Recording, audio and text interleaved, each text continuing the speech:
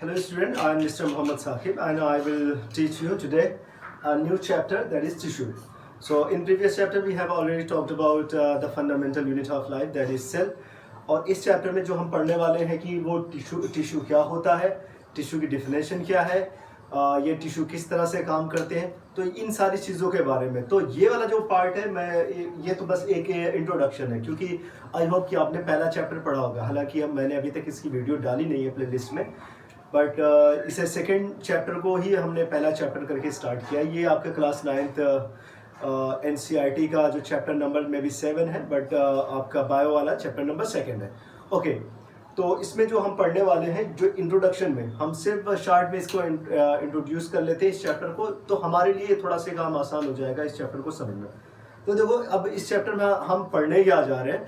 आपने पिछले चैप्टर में सेल के बारे में आपने पढ़ा, तो उतने से तो समझ में आ गया कि सेल क्या होती है। Okay, now you have already know what is cell. So cell is the fundamental basic structural and functional unit of life. Cell is the basic structural and functional unit of life. तो ये चीज़ हमने पढ़ ली। इसका मतलब सारे organism किसके बने होते हैं? सेल के बने होते हैं, because cell is the site or cell is the part where all life activities is taking place. Okay, now we will talk about organism. On the basis of number of cell, we can divide the organism into two part. तो जो जीव होते हैं उनकी संख्या के आधार पे, उनके नंबर ऑफ सेल के आधार पे, उनके बेस पे हम क्या करते हैं, ऑर्गेनिज्म को दो पार्ट में डिवाइड करते हैं। उसमें फर्स्ट हो जाता है यूनिसेलुलर ऑर्गेनिज्म एंड सेकंड हो जाता है multicellular organism. So on the basis of number of cell, we can divide the organism into two part: unicellular organism and multicellular organism. तो uni means आपका एक हो गया और multi means many number of cell. तो हम organism को दो पार्ट में हमने डिवाइड कर दिया। तो यूनिसेलुलर मीन्स इनकी बॉडी सिर्फ एक ही सेल से बनी होती है। ये सारे लाइफ एक्टिविटीज, सारे फंक्शंस को, सारे जो एक्टिविटीज होते हैं एक ही सेल के अंदर परफॉर्म कर लेते हैं। मीन्स इनके पास दो सेल नहीं है, इनके पास 3, 4, 5, 10 सेल नहीं है, एक ही सेल है और उसी सेल को सारे काम करने पड़ेंगे। मीन्स ये यूनिसेलुलर ऑर्गेनिज्म है। अब इसके अंदर क्या हो रहा है? सिंपली इनके अंदर न्यूट्रिशन हो रहा है, इनके अंदर न्यूट्रिशन हो रहा है, रेस्पायरेशन हो रहा है, ट्रांसपोर्टेशन, फूड का ट्रांसपोर्टेशन हो रहा है, एक्सक्रीशन हो रहा है। सारे पार्ट एक ही सेल के अंदर हो रहे हैं। अब यहाँ पे क्या है, मल्टीसेलुलर ऑर्गेनिज्म में थोड़ा सा अलग होता है, उसका मैं बात बता दूंगा। पहले इसका एग्जांपल देख लेते हैं। फॉर एग्जांपल जैसे अमीबा के बारे में बात करें। Amoeba body is made up of a single cell. Means amoeba अपने जितनी भी बेसिक एक्टिविटीज है, जितनी भी लाइफ मेंटेनिंग एक्टिविटीज है, वो सारी सिर्फ एक ही सेल के अंदर कर रहे हैं। और इन्हीं सारी एक्टिविटीज को करने के लिए इस मल्टीसेलुलर ऑर्गेनिज्म के पास ढेर सारी सेल होती है। एक्टिविटीज उतनी ही है जितने काम, अब जितना फंक्शंस अमीबा कर रहा है उतने फंक्शंस आप भी कर रहे हैं। आपकी बॉडी भी उतने ही काम कर रही है जितने काम अमीबा की बॉडी कर रही है। बट यहाँ पे मल्टीसेलुलर ऑर्गेनिज्म है, इसकी जो सेल होती है, like human body, we can talk about human body. ये एग्जाम्पल हो सकता है। हमारी body of course it is made up of billion of cell. ये बिलियन ऑफ सेल से बनी हुई है। हमारी बॉडी में एक दो नहीं, करोड़ों अरबों सेल पाई जा रही है। और सारी सेल कितने काम कर रही है? इतने ही काम कर रही है जितना अमीबा कर रहा है। बट डिफरेंस यहाँ पे हम देखेंगे कि आखिर ये किस तरह से काम कर रहे हैं और ये किस तरह से काम कर रहा है। अब एक सेल इन सारे कामों को कर रही है और यहाँ पे क्या होगा, इन्हीं सारे कामों को करने के लिए ढेर सारे सेल्स का ग्रुप होगा। इन्हीं कामों को करने के लिए बॉडी में ढेर सारे सेल्स का ग्रुप होगा। मीन्स एक ग्रुप है, सिंगल ग्रुप है, एक ग्रुप जो है वो कौन सा काम कर रही है? न्यूट्रिशन का काम कर रही है। अनदर ग्रुप ऑफ सेल किसका काम कर रही है? ट्रांसपोर्टेशन का, मीन्स फूड को एक जगह से दूसरी जगह ले जाने का काम कर रही है। उसी तरह से एक ग्रुप ऑफ सेल है वो एक्सक्रीशन का काम कर रही है, एक ग्रुप ऑफ सेल है वो रेस्पिरेशन का काम कर रही है। तो यानी यहाँ पे सेल, एक सिंगल सेल का ओके चलो एक एग्जांपल को समझ लेते हैं। अब यहाँ पे एग्जांपल जैसे क्या हो सकता है, ह्यूमन के बारे में हम बात करते हैं, या फिर चलो एक सिंपल सा एक दूसरा एग्जांपल, फिर उसके बाद हम ह्यूमन के बारे में बात करते हैं। जैसे कि आपकी कार बंद हो गई, कहीं पे आप जा रहे हैं, कहीं आपकी कार बंद हो गई। अब वहाँ पे 4-5 लोगों को आपने बुलाया कि आप कार को पुश कर दें, ये कार स्टार्ट हो जाए, मे बी उसकी बैटरी डाउन है, कुछ भी है, वो कार स्टार्ट नहीं हो रही है। फिर आपने कहा कि कुछ लोग आए उसको पुश करें तो कार स्टार्ट हो। अब मान लेते हैं कि अगर उस कार को पुश करने में एक आदमी आए, वो पुश करे, नहीं स्टार्ट हुई, वापस जाके बैठ जाए। फिर दूसरा आदमी आए, उसी काम को करे, नहीं स्टार्ट हो रही है, बैठ जाए। तीसरा आदमी आए, यही सेम, तो वो कार स्टार्ट होगी? ऑफ कोर्स नहीं होगी। वो कार स्टार्ट नहीं होगी। क्यों नहीं होगी? क्योंकि उनके बीच में कोई कोऑर्डिनेशन नहीं है। वो सारे आदमी आ रहे हैं, कार को पुश कर रहे हैं, बट उनके बीच में कोई कोऑर्डिनेशन नहीं। अब कार कब स्टार्ट होगी? जब वो 4-5 आदमी सब एक साथ एक ही आवाज पे वो कार को पुश करना शुरू कर दे। यानी जब वो एक साथ कार को पुश करेंगे, ऐसी कंडीशन में क्या होगा कि वो कार स्टार्ट, मीन्स उनके पास कोऑर्डिनेशन होगा। एक कहेगा कि 1 2 3, थर्ड पे जैसे ही वो काउंट करता है, उसके बाद चारों पांचों आदमी एक साथ वो पुश करना शुरू कर देते। अब बताओ कहाँ पे काम ज्यादा एफिशिएंटली हुआ? जहां पे अकेले काम हो रहा था वहां पे ज्यादा काम अच्छा हुआ, या फिर जहां 4-5 लोगों ने साथ में मिलकर काम किया वहां पे ज्यादा काम अच्छा हुआ? ऑफ कोर्स जहां पे ग्रुप ने काम किया वहां पे काम ज्यादा अच्छा हुआ, मोर एफिशिएंटली। अब बात ही कर लेते हैं यहाँ पे सिंपल सी एक और एग्जांपल। जैसे एक सेल है जाइगोट, ये सेल डिवाइड हो गई, कितनी सेल बनी?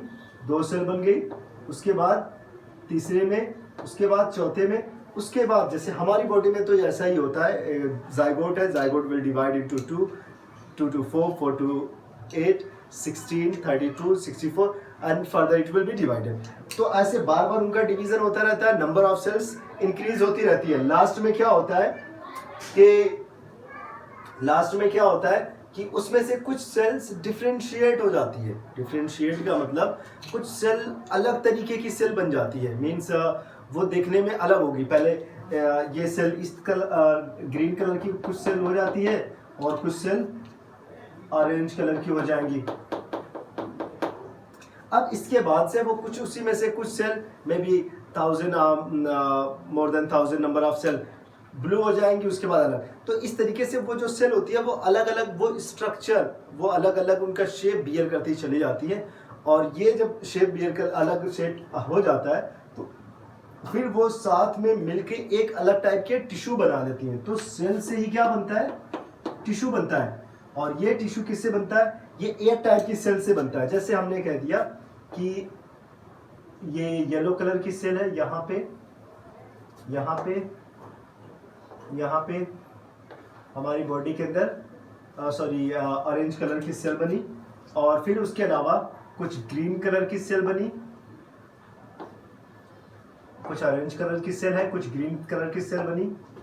After many divisions of in zygote वो बार और कुछ वाइट कलर की सेल बनी। तो इनके बीच में क्या होता है कि इनके पास कुछ सिग्नल्स होते हैं। उन सिग्नल के बेस पे ये क्या करती है, एक जगह पे जाके ये एक्यूमुलेट हो जाती है, एक जगह पे जाके ये इकट्ठा हो जाती है। अब सारी की सारी ऑरेंज कलर की सेल एक जगह पे जाके इकट्ठा हो जाएगी, एक ग्रुप बना लेगी, 1 2 3 4 5 ऐसे करके वो ढेर सारी सेल का एक ग्रुप बना लेगी। उसके बाद व्हाइट वाली जो होगी वो एक सेल का ग्रुप बना लेगी। अब ये सारी सेल स्ट्रक्चर और मे बी यहाँ पे तो कलर में सेम है ना, बट हमारी बॉडी में क्या होता है, स्ट्रक्चर में सेम होते हैं। ये ओरिजिन या स्ट्रक्चर में सेम होते हैं। अब इस ग्रुप ऑफ सेल, क्योंकि ये ग्रुप स्ट्रक्चर और फंक्शन में सेम है, तो हम इनको क्या कह लेंगे? इनको हम कह सकते हैं टिश्यू। इनको हम कहेंगे टिश्यू। ग्रुप ऑफ सेल ने एक साथ मिलकर काम किया। अब देखो, तो ये समझ में आ गया टिश्यू क्या होते हैं। टिश्यू ग्रुप ऑफ सेल्स होते हैं, ऑलमोस्ट जो स्ट्रक्चर में सेम होते हैं, फंक्शंस में सेम होते हैं, एंड एक बड़ी इंपॉर्टेंट चीज वो ओरिजिन में भी सेम होते हैं। अब चलो नेक्स्ट चीज जो है वो आपके क्लास 9th NCERT में दिया हुआ है। मैंने यहाँ पे पहले ही लिख दिया, वीडियो स्टॉप हो गई थी, पता ही नहीं चला। ओके, क्योंकि गर्मी भी बहुत ज़्यादा है और गर्मी की वजह से कभी कभी फ़ोन जो है ना उसका टेम्परेचर ज़्यादा हो जाता है तो फ़ोन स्टॉप हो जाता है। आज थोड़ा ज़्यादा गर्मी है। ओके, तो एक कुछ फंक्शंस यहाँ पे जैसे ह्यूमन बॉडी के अंदर हो रहे हैं। फर्स्ट यहाँ पे है मूवमेंट, सेकंड यहाँ पे है ट्रांसपोर्टेशन, थर्ड इंफॉर्मेशन का कैरी करना, और उसके बाद फूड और वाटर का कंडक्शन। तो जैसे प्लांट में फूड और वाटर का कंडक्शन है, ये तीनों ह्यूमन बॉडी के बारे में। तो जो मूवमेंट हो रहा है उसके लिए रिस्पॉन्सिबल कौन से सेल्स हैं? Muscle cells. हमारी बॉडी में मसल सेल्स रिस्पॉन्सिबल होते हैं मूवमेंट के लिए। अब मूवमेंट के लिए कैसे रिस्पॉन्सिबल? अब ग्रुप ऑफ सेल यहाँ पे काम कर रहा है, not a single cell, group of cells एक साथ मिलके पूरी बॉडी को, इतनी बड़ी बॉडी को क्या कर दे रहे हैं? मूव करा रहे हैं from one place to another place. अब कैसे ये मूव कर रहा है? वो सेल जो होती है उनके अंदर कॉन्ट्रैक्शन होता है, उनके अंदर रिलैक्शन होता है, उसके बाद ये सेल मूव करना स्टार्ट हो जाती है। फॉर एग्जांपल जैसे एक कॉन्ट्रैक्शन और रिलैक्शन आपके हार्ट में होता है, तो heart is also a tissue, is made up of tissue. Next transportation, अगर आपने ब्लड के बारे में पढ़ा होगा तो ब्लड में आपने क्या देखा होगा कि ब्लड जो होता है वो क्लास जब आप 10th में जाएंगे तो उसमें, और जब आप क्लास 10th में जाएंगे तो आपको एक कंप्लीट टॉपिक मिलेगा ट्रांसपोर्टेशन का। और ट्रांसपोर्टेशन का मतलब होता है हमारी बॉडी में जो ट्रांसपोर्टेशन का सिस्टम होता है, वो ट्रांसपोर्टेशन का सिस्टम भी कौन परफॉर्म करता है? एक टिश्यू ही परफॉर्म करता है। फॉर एग्जांपल जैसे हमने फूड को लिया, फूड में जो न्यूट्रिएंट्स थे वो हमारे स्मॉल इंटेस्टाइन तक गए। स्मॉल इंटेस्टाइन को सिर्फ एनर्जी नहीं चाहिए, because small intestine is the not only part which is living in our body. whole body, even each cell of the body is living, each cell of the body require energy to perform all life activities। तो हर body की हर cell को क्या चाहिए? Energy चाहिए। और वो energy कैसे मिलेगी? ट्रांसपोर्टेशन से। ट्रांसपोर्टेशन में क्या होता है, जैसे ये हमारी सेल है, इस सेल का भी फंक्शन है, ये सेल्स भी लिविंग है।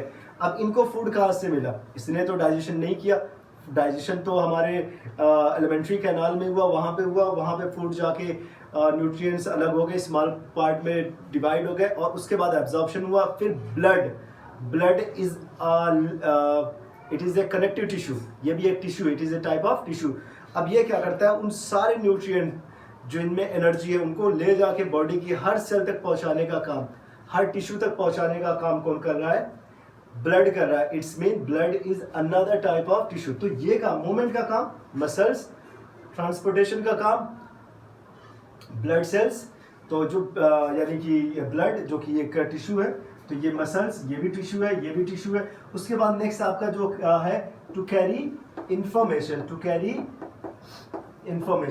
तो इंफॉर्मेशन को कौन कैरी कर रहा है? आपने देखा होगा हमारी बॉडी में कुछ स्पेशलाइज्ड सेल होती है, which is the most specialised cell of our body, that is called neuron cell, and those group of neuron cell is known as nervous tissue.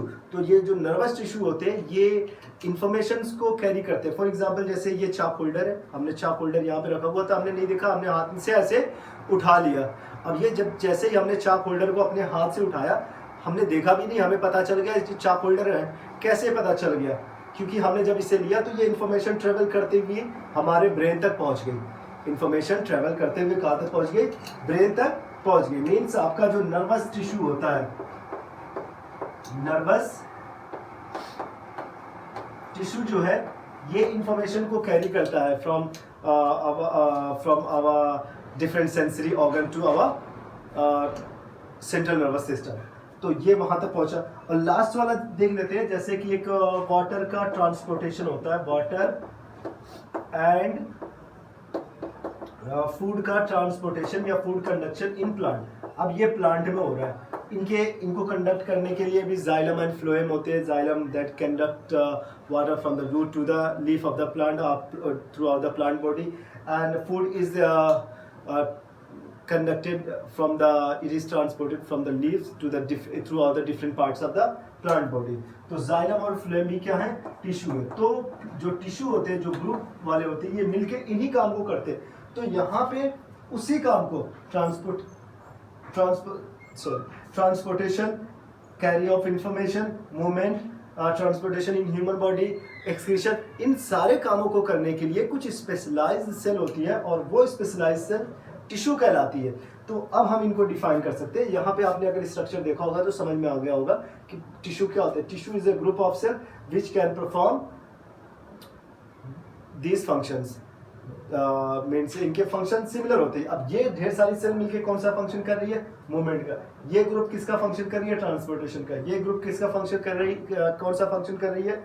To carry the information. तो ये सारे काम ये तो कर रहे हैं। फॉर एग्जाम्पल अब बात करें, अगर हम इनको डिफाइन करें, टिश्यू को डिफाइन करें, तो हम टिश्यू को कैसे डिफाइन कर सकते हैं? तो हम लिख सकते हैं टिश्यू के बारे में, it is a group of cell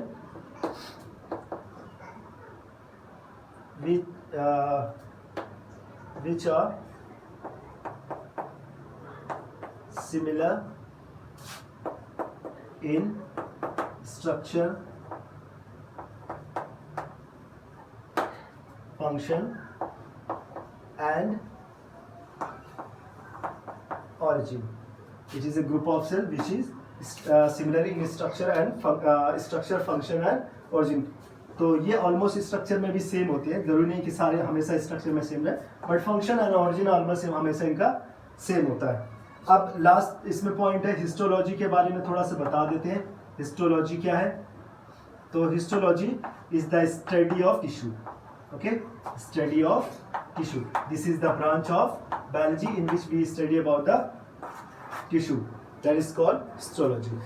तो इतनी चीज़ें आप इसे पढ़ लें, हमने इसे शार्ट में कवर करने की कोशिश की। आई होप कि आपको ज़्यादा कन्फ्यूज़न नहीं होगी, आप टिश्यू को समझ गए होंगे और टिश्यू किस तरह से इफ़िशिएंटली उन्हीं फंक्शंस को कर रहा है जो अमीबा कर रहा है, ये चीज़ आपकी समझ में आ गई होगी। क्योंकि घर पे ये वीडियोस आजकल बनाने का सिस्टम हमने सारा घर पे लगाया हुआ है, तो उसकी वजह से थोड़ा बहुत डिस्टर्बेंस होता रहता है, क्योंकि लॉकडाउन चल रहा है, आप बाहर नहीं जा सकते, आप बाहर काफ़ी ज़्यादा प्रॉब्लम हो जाती है, कहीं पे आप जा नहीं सकते, घर में ही सारे काम करने पड़ते हैं, इसलिए थोड़ा सा प्रॉब्लम क्रिएट होती है। आई होप कि आप लोग इस प्रॉब्लम को थोड़ा सा बियर करेंगे, और अगर कहीं पे कन्फ्यूज़न हो आप वहाँ पे कमेंट बॉक्स में जाके लिख दें, तो आई होप कि मैं उसे एक्सप्लेन करने की कोशिश करूँगा। मेरे चैनल को आप सब्सक्राइब कर लें, ताकि आपको सारी इन्फॉर्मेशन टाइम पे मिलती रहे। लाइक भी करें। Thank you so much.